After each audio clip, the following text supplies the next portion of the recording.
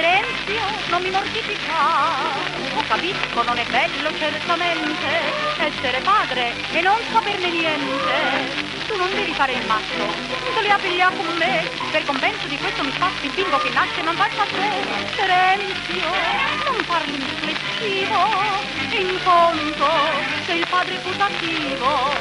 Terenzio, mi dicesti d'amarmi. Terenzio, che non vuoi accontentarmi. Tu puoi sbattere qua a capo un faccio un muro. Se adesso tieni duro, che tieni duro a fare?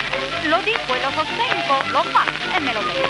Tere, non parla con me. Tere, la colpa ce l'hai te. Pensati un po' con me.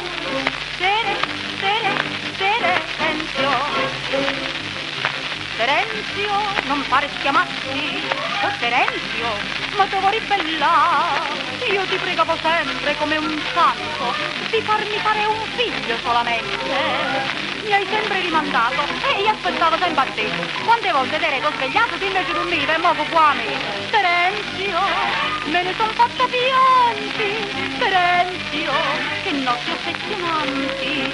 Terenzio, dopo un anno sposata, sperando, m'ero troppo sciupata. Perciò mo tu puoi sbattere qua a capo un faccio muro. Beh, se adesso tieni duro, tu che tieni duro a fare? Lo dico e lo mantengo, lo fa, e me lo tengo. La colpa ce l'hai te. Io aveva pensato a me, che vuoi morire,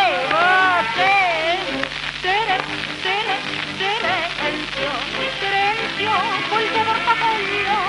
Terenzio, non sai fare un figlio. E allora perché trepidi e fai tanto schiamazzo? Quando non tieni uno sprazzo di buona volontà, se non l'hai avuto mai, chi può che faccio guai? Io ti ho sapevo, io mi scusavo a te. Mo' ve ne vai. Tere.